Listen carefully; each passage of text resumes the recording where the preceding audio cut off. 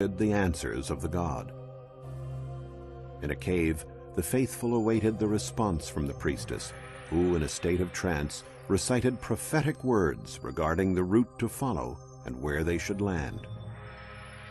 By following these directions, and probably those of sailors as well, the first Greeks reached the shores of the island of Ischia in the Gulf of Naples about 2,800 years ago.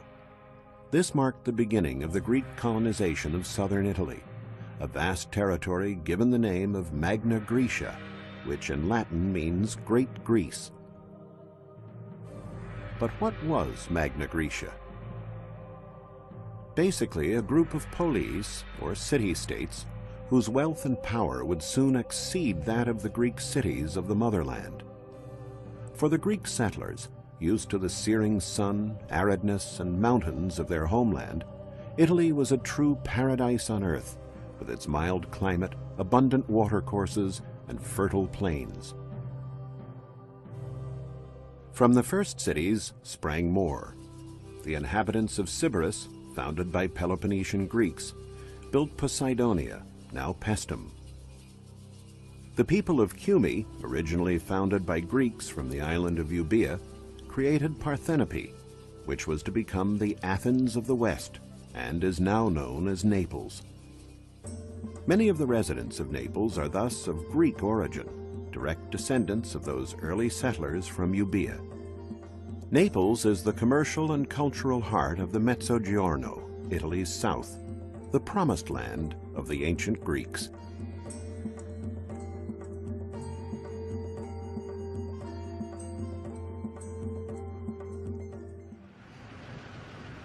Excavations for the new subway line through the center of Naples have turned out to be a window on the city's past. Work in such sites as Piazza Municipio has uncovered not only the old Aragonese walls, but also provided a chance to view a much deeper cross-section of the city's historical layers. Archaeologists from the Naples Monuments and Fine Arts Service have found numerous objects of Greek origin, such as the small fragment of an Attica vase dating back to the 4th century BC, decorated with the figure of an owl.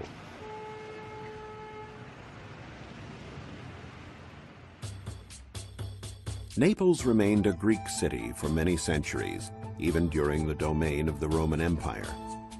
The Romans were fascinated by Greek culture, and for them Naples represented Greece, only 120 miles from their home, an open door to the allure and refinement of the Orient. Along the hills of Posillipo, a name taken from the Greek Posilipon, meaning the place where one's troubles end and rest can be found, the wealthy Romans built dozens of beautiful villas. Wanting to blend in, the Romans were happy to exchange their togas for the Greek pallium, to converse in Greek, listen to Greek music, and commission copies of Greek works of art. But Naples was not just a tourist attraction, a sort of amusement park for the Romans. The city was a capital of culture in its own right, where one could be born, live, and die in the manner of the Greeks, as Virgil liked to say. And it was here in Naples that the great author of epics wrote the Aeneid. Reproductions of masterpieces of Greek sculpture were much sought after, a big business at the time.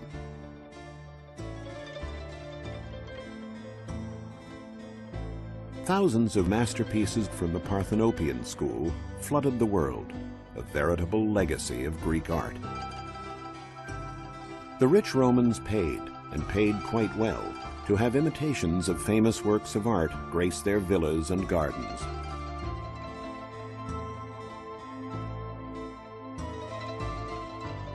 Another aspect of Greek culture the Romans appreciated was theater. To stand on the stage of the Naples Theater was the dream of every artist, the consecration of a life, a yardstick of success. The ruins of the Naples Theater have been found buried under later constructions. If you go down into the basements of private residences now standing on the spot, you can discover what remains of the theater, made famous partly because it was the site of an exceptional premiere appearance. the Emperor Nero himself made his debut as a poet in this theater. Nero loved both poetry and music, and performed many times on this stage before an audience whom he spoke with in Greek.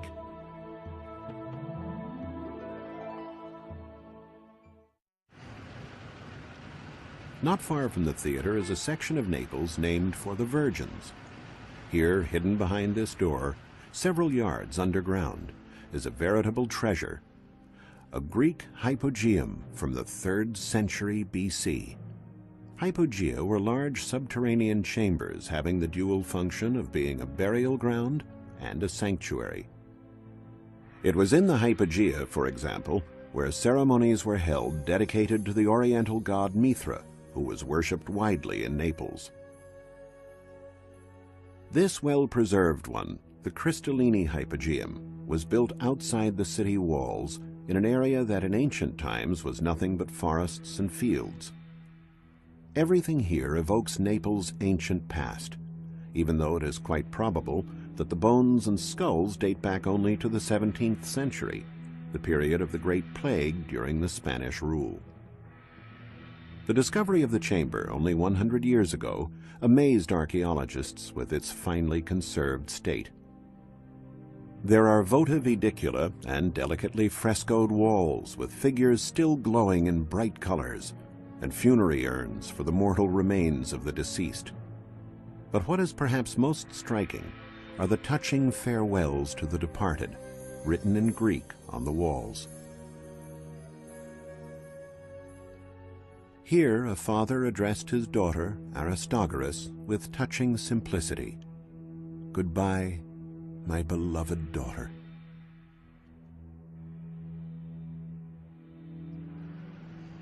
In the central part of the city is the spacious Agora. This plaza was the center of the social life of the city and the site of its market. It is incredible, but shops like these under the arcades have been here for over 2,000 years. And it is amazing to note that these narrow streets all have the same width, about 10 feet, and are spaced at regular intervals of 115 feet. The explanation given by archaeologists is that the modern-day streets still follow more or less exactly the Greek streets that were laid out when the city was founded 2,500 years ago. An example is the present-day Via Tribunali, which follows one of the two principal axes of the Greek city, and is one of the few broad avenues in Naples.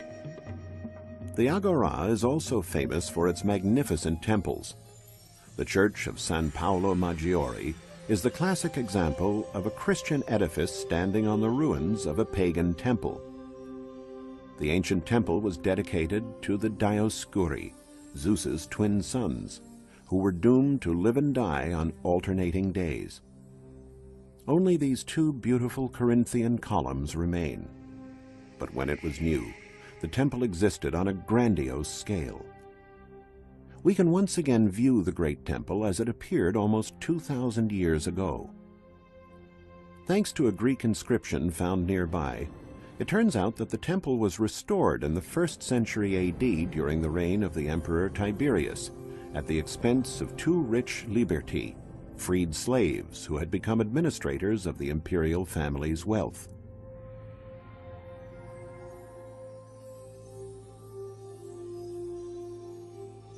Through recent studies that established the ancient route of the perimeter walls, archaeologists now have a view of the entire ancient city of Naples.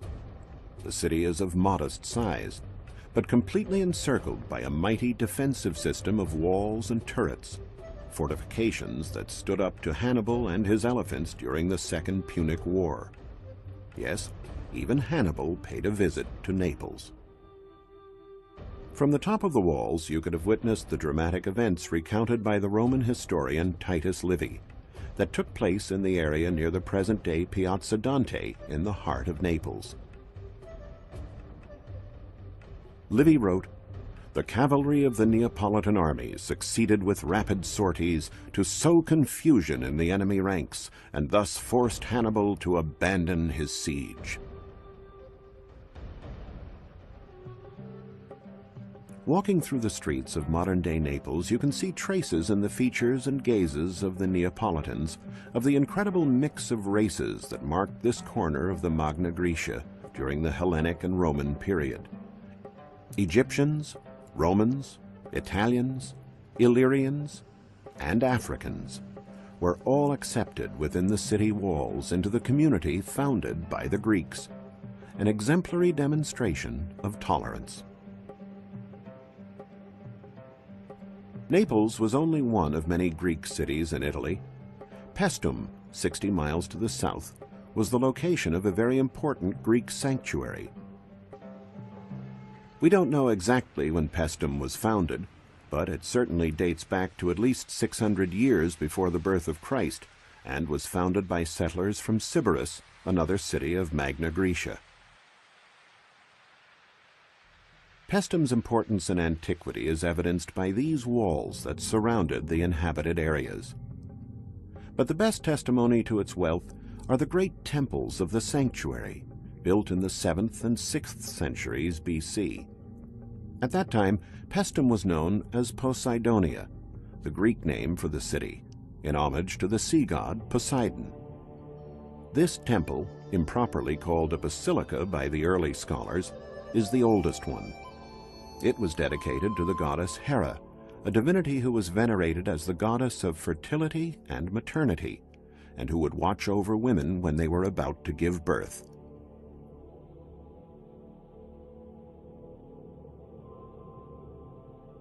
The temple has 50 well-preserved columns that taper towards the top. The capitals and the temple decoration in general are in Doric style. About 100 years after the construction of the basilica, the inhabitants of Paestum built the so-called Temple of Poseidon in the immediate vicinity. Actually, we do not know to whom the temple was dedicated, but it is one of the best preserved of Magna Graecia. It had symmetrical fronts, with 6 columns along each shorter side and 14 columns along each longer one. The complex of the 2 temples comprised the sacred area. At the time, the sight of the 2 stone giants shining in the sunlight must have been a view of rare beauty.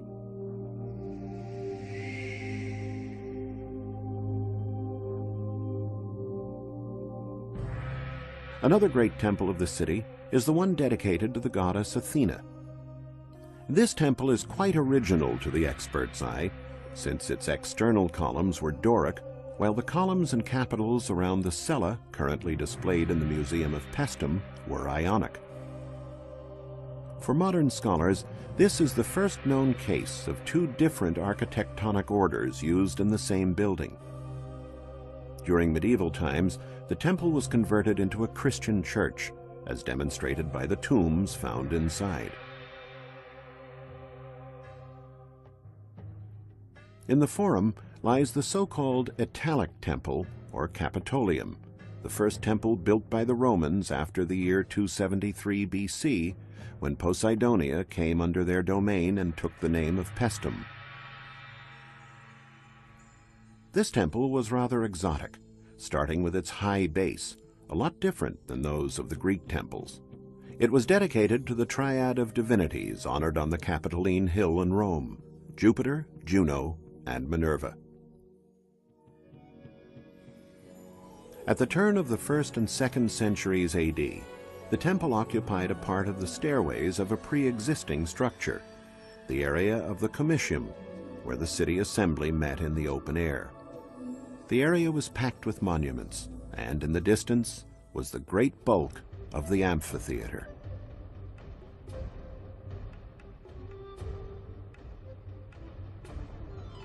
Sacred rites in these temples were carried out under strict guidelines. Inside of the temple dedicated to the goddess Hera, for example, we find a large cella with 3 naves and a bi-level colonnade. But in ancient times, it was only the priests and initiates who were allowed to walk down the colonnade and enter religious buildings. Others would have to stop in the pronaos in front of the entrance. Every morning the priests purified the cella with holy water and made offerings of food and drink to the large statue of the goddess. The door was the only opening in the cella. The wooden ceiling and the imposing statue of the goddess must have filled the hearts of the priests with an indescribably mystical sensation. The temples at Paestum have always fascinated the numerous people who visit them. In the 18th and 19th centuries, famous celebrities such as the archaeologist and art historian Winckelmann and the poets Goethe and Shelley would come to Italy on their grand tour as a kind of pilgrimage in search of beauty. Another fascinating Greek site not far from Naples is a small fishing village known as Potswili. In ancient times it was called Dikyarchia, which in Greek means City of Justice. It was founded in 529 BC by refugees from the island of Samos, including the philosopher Pythagoras, who were fleeing the tyranny of Polycrates. The liberty they won was relatively short-lived. In 190 BC, a Roman colony was instituted on the ruins here that took the name of Puteoli, later becoming Potswili. On the promontory, the ancient acropolis of the city, the Romans built a large temple during the Augustan period. The temple was revealed again recently after a fire destroyed the church of San Proculo in 1963. Potswili was the most important port in the empire for descendants of the Greeks, Rome's true gateway to the sea. There were docks here for large cargo ships that transported goods all over the empire. Today, nothing remains of the ancient piers. Only a 19th century print that gives us a glimpse of its 15 arches. The economic and commercial importance of the city is evidenced by the Macellum, the market, second in size and variety of services only to that in Rome. The Macellum was also known as the Temple of Serapis, after the Greek divinity and patron of markets. In 1750, excavations in the Macellum were ordered by the King of Naples, Charles IV of the Bourbon dynasty. They immediately encountered a small mystery. The columns were pocked up to a certain height with strange and irregular holes. Studies showed that the holes were related to the phenomenon known as bradyseism, the rising and falling of the Phlegrean coast with respect to the sea. The temple was thus at times submerged by the sea, and when it rose again it was marked by these holes made by mollusks known as lithophaga.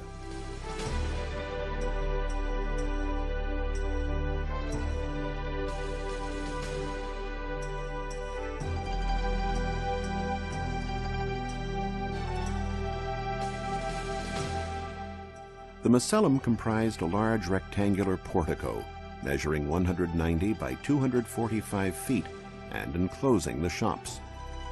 It was an impressive and bustling marketplace. At the center of the internal courtyard, there was a round building, the Tholos, decorated with marble sculptures and statues. The market was a riot of Mediterranean colors, a meeting place for many different peoples and languages, from Egyptian and Phoenician to Greek and Latin. On display were exotic products, spices, perfumes, ointments, Greek and Egyptian antiques, and naturally, a wide variety of products from the sea. In 1700, in the large apse behind the Tholos, archaeologists found a statue of Serapis, after whom the entire complex was named.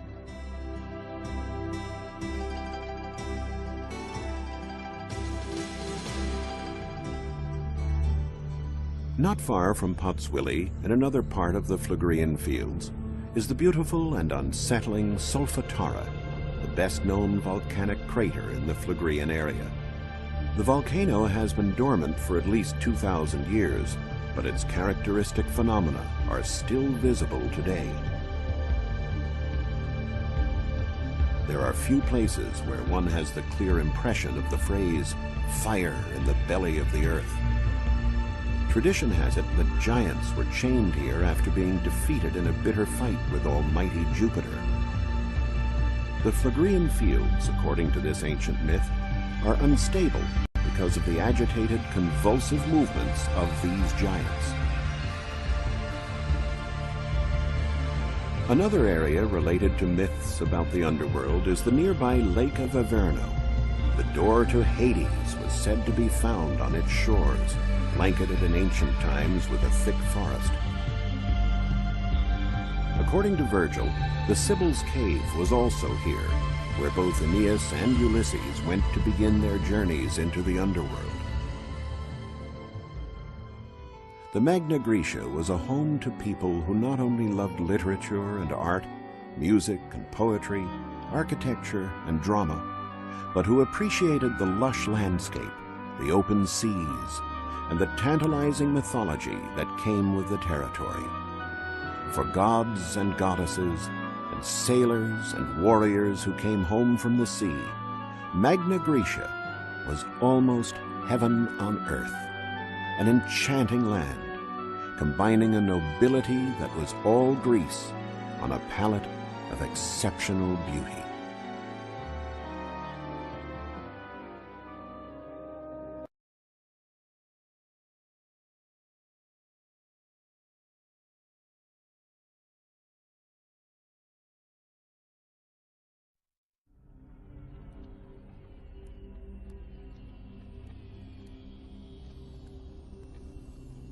The Mediterranean Sea, 4th century BC. In every era, people of different ethnic groups have migrated in search of new land to lay the foundations of new civilizations. Sicily, a fertile and welcoming island, was the site of massive migration. The Phoenicians were the first to set up trading posts here that later grew into cities. However, they only considered the island a convenient landing place. Starting from the 8th century BC, the island that was so inviting and rich with water and pastures attracted the attention of another people, the Greeks, who emigrated there in great numbers. In a few centuries, there were such large colonies on the island that Sicily had a larger population than Greece itself. Archaeological excavations in Sicily revealed cities with more temples than were ever seen in Greece. Come with us as we explore the dramatic history of the largest island in the Mediterranean Sea.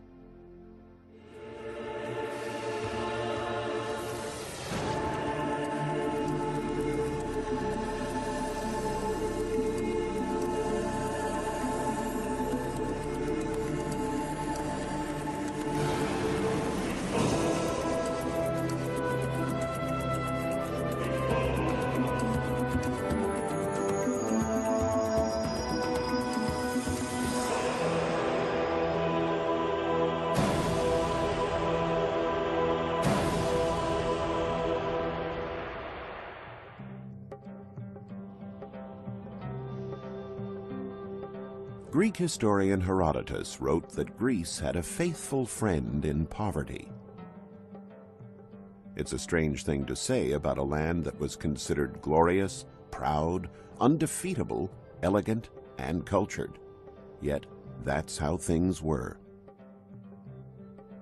Many Greeks earned their livelihood through trade, others with fine crafts. But the dry, stony, barren, and infertile Greek soil produced very little. From the 8th century BC, the Greeks started emigrating, mostly to the west, toward Italy and Sicily, a very fertile land, and in an ideal position for trade, since it was in the middle of the Mediterranean sea lanes. While excavating on Sicily, archaeologists realized that around the middle of the 4th century BC, many cities expanded into new quarters, often far from the coast.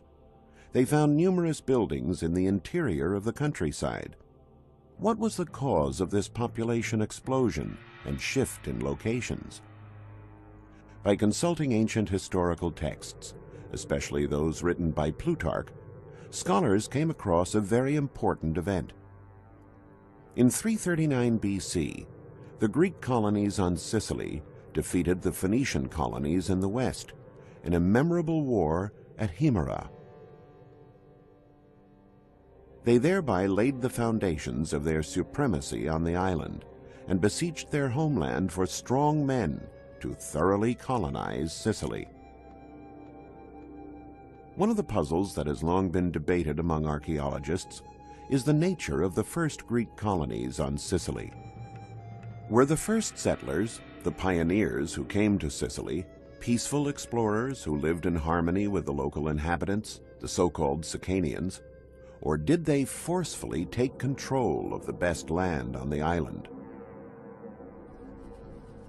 According to the accounts of ancient historians, the Greeks were belligerent people, unlike the Phoenicians who also settled on the island, although only for trade purposes. Greek settlers were described as being intent on owning arable land. While the Phoenicians built emporiums along the coast and were not interested in the interior, the Greeks tended to expand and take military control over vast areas. Ortygia is a small island adjacent to Sicily, and the first settlement of what would become the largest Sicilian colony of ancient times, Syracuse. Excavations under the present-day cathedral there, which incorporated the Greek temple of Athena, led to the discovery of an ancient indigenous colony that was supplanted in the 8th century BC by a Greek colony. Archaeologists were able to pinpoint the date after studying the type of pottery they found.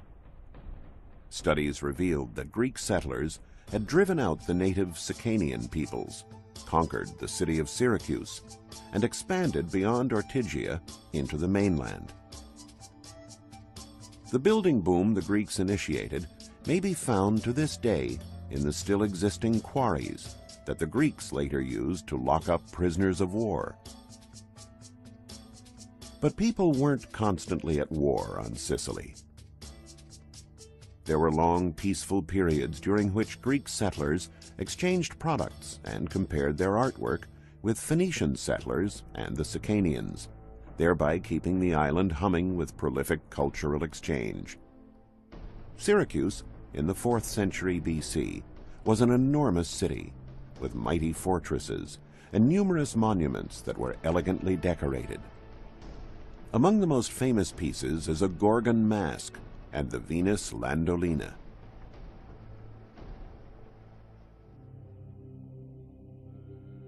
Across the canal on the mainland was the second part of the city, a city that had become the largest and most important in Sicily.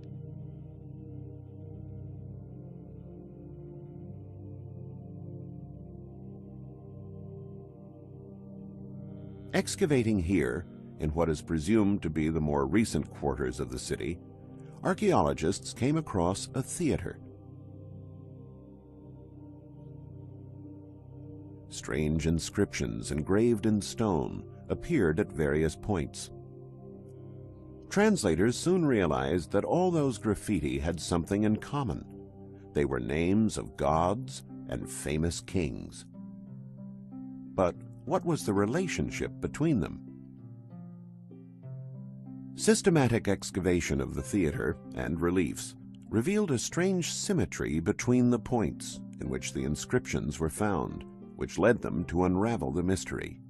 The names had been engraved to distinguish the theater's various sections and seating arrangements.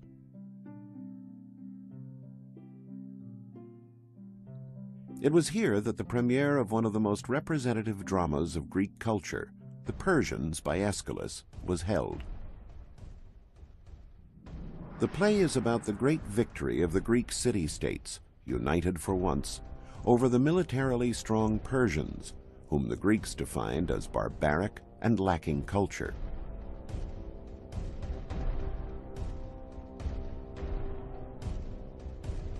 The premiere at Syracuse meant that Sicily had become, over time, an integral part of Greece.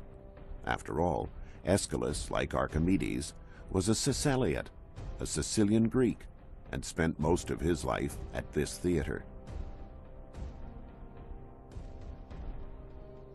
The theater symbolized the presence of Greeks on Sicily.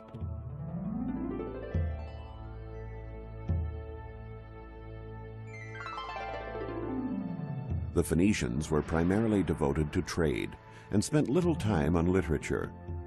And the Romans, who arrived later, preferred the oval-shaped amphitheater where they could watch gladiators in action. Perhaps the world's highest concentration of ancient Greek theaters is on Sicily, where culture was associated with wealth. This one, at Tindari, opens toward the sky and gives us a sense of how the Greeks attempted to create dramatic visual impact to intensify the pathos of their tragedies. One of the most spectacular Greek theaters on Sicily is undoubtedly the one at Taormina, dug into a promontory overhanging the sea. This one at Catania, at the foot of Mount Etna on the east coast of Sicily, is like a gem perfectly inserted into the city landscape.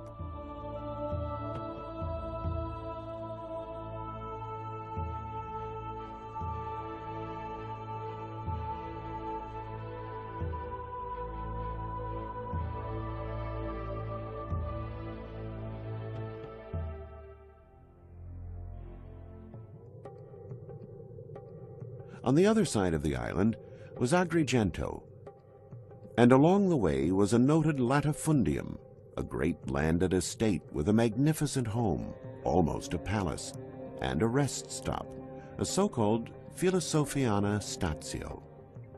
This place for centuries existed only in the pages of an antique guidebook called the Itinerarium Antonini, but eventually it started revealing traces of itself.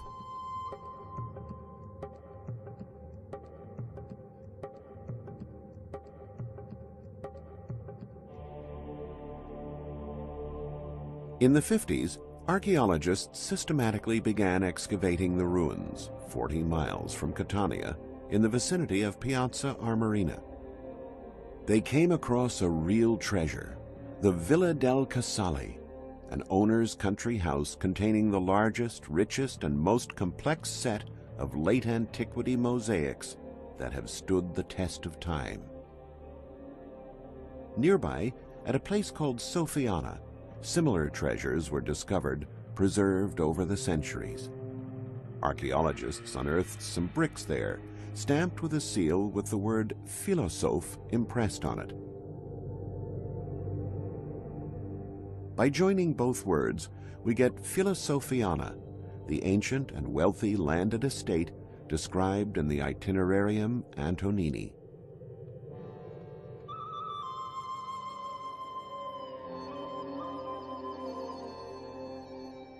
This luxury and this concentration of mosaics, along with the Villa del Casale itself, was typical of the Romans, however, and not the Greeks.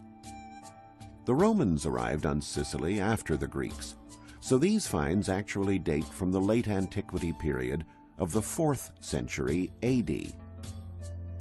Filosofiana, the estate's name, perhaps originated from the owner's interest in philosophy. Or he could have been an aristocrat involved in the circus business or gladiator contests. Perhaps he was a great merchant who traded in exotic animals. One of the largest and most famous mosaics found here is the so-called Great Hunt. The mosaic runs along a corridor measuring an amazing 216 by 16 feet. The same shapes appear in the xystus, the covered floor of the gymnasium. This other mosaic, found not far away, which modern scholars have called girls in bikinis, has led us to believe that a gymnastic competition was held in the corridor of the Great Hunt. Reaching Agrigento at the other end of the island, we find a valley studded with temples, many of which are miraculously still standing.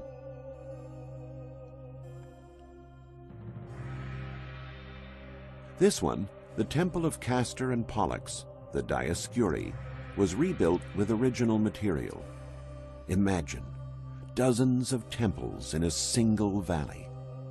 This great archaeological legacy was not the result of a discovery. It has always been there. Such a concentration of majestic public works has left scholars truly perplexed and not a little mystified. Archaeologists realize that the most important temples, like this one called the Temple of Concordia, or this imposing one, the Temple of Zeus Olympus, decorated with telemones, gigantic figures used as pillars over 23 feet high, were erected only a few years apart, around the middle of the 5th century BC.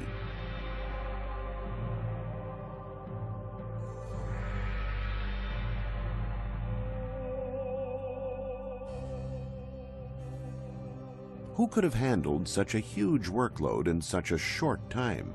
And where did all the money come from? Scholars looked for the answer in ancient books by Greek historians Herodotus and Diodorus Siculus.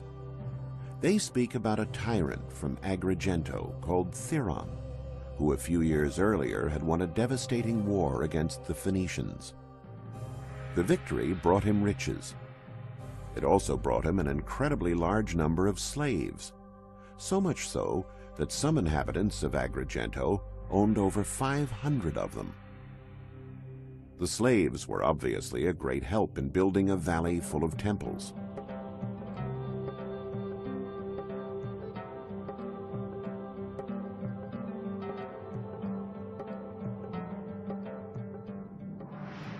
This is what the Temple of Concordia would have looked like with its original colors in the 4th century BC. In fact, it was incorrectly believed that all Greek temples were white. The Temple of Concordia is a typical temple of the classical period, with 6 columns on the short sides and 13 on the long sides, surmounted by clean-shaped Doric capitals. Its base, made up of 4 steps, was designed to overcome the rises and drops in the rocky terrain. The poet Pindar said that Agrigento was the most beautiful city of mortals, and certainly the temples were its Doric glories.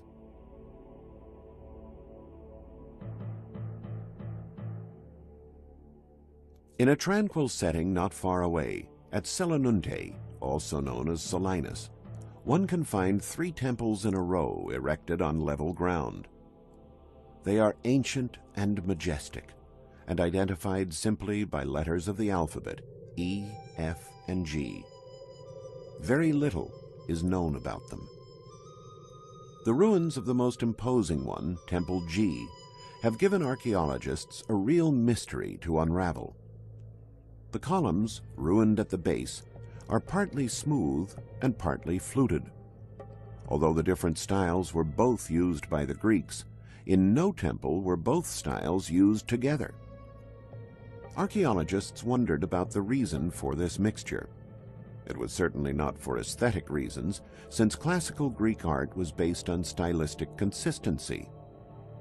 They compared the design with building techniques used in those times. We know that columns were assembled in blocks, the so-called drums, one on top of the other, until they reached the capital, and only then fluted. Therefore, the column of Temple G may have been unfinished. But why was it never finished?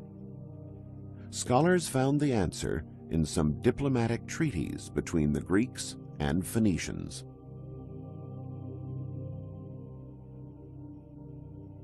Although Selinunte remained a Greek city, it came under Phoenician influence around 409 BC. That date marked a watershed in its history.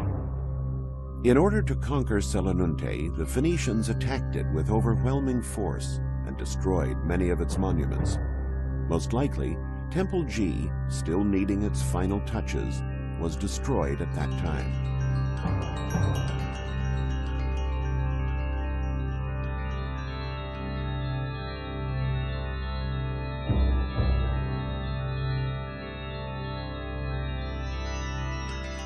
When the temples were standing in their full glory, however, they were a grand sight. Temple G was perfectly aligned with Temple E. The sacred complex that included a third temple called Temple F was erected on the city's eastern hill. Temple G was the largest of the three and measured 370 feet on the long sides and 177 feet on the short sides. Although this temple was built in the distant past, in the 6th century BC, it was one of the most regal of the Greek world and soared to nearly 100 feet in height. The size of Temple G, the city's pride, can be inferred by its columns, which themselves are almost 56 feet high. Their abacus, the square part of the capital that rests on the architrave, extended for an amazing 172 square feet. The majestic Temple G demonstrates the importance of the city of Selinunte, founded as a colony of another city called Megara Hyblia. However, Selinunte was developed more because of its two seaports. The wealth of the city encouraged a certain degree of sophistication in its architecture. This temple is truly one of a kind. You realize it when you enter the nave. The space inside, the heart of the temple, is strangely uncovered. Archaeologists wondered whether this temple had some function other than religious. Its grand size and importance seemed to suggest it. After studying an inscription found there, they figured out that it may have contained the treasury of Selinunte, like the main temples of other Sicilian cities.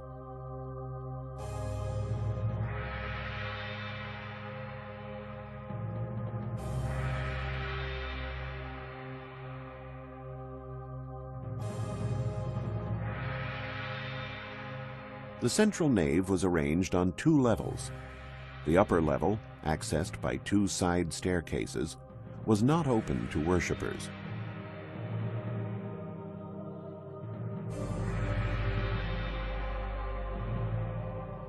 Besides aesthetics, it had a more practical function.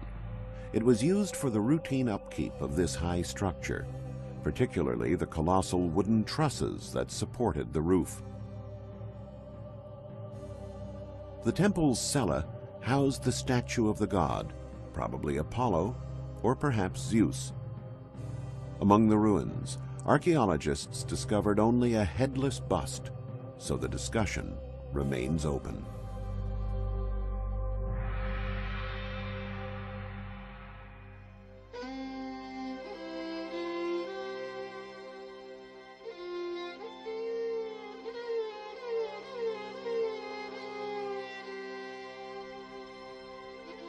The Acropolis, the highest part of the city, was where the well-preserved Temple C was located.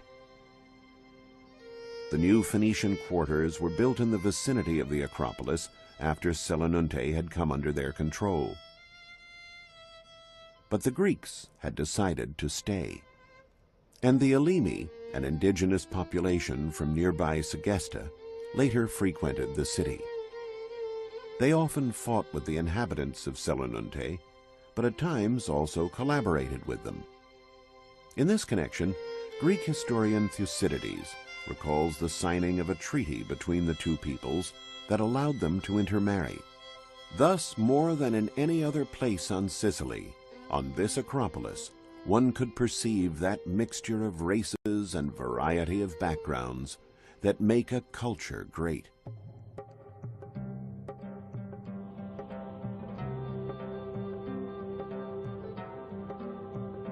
Sicily. Its trade, riches, and elegant buildings made it the beating heart of Magna Graecia. Sicily, bridging continents and civilizations. A fertile and colorful land where long after Homer's time, the Greeks still believed the cattle of the sun gods roamed the hills. Sicily, a land coveted by many, yet ultimately controlled only by beneficent nature. Sicily, the jewel of the exotic ancient Mediterranean.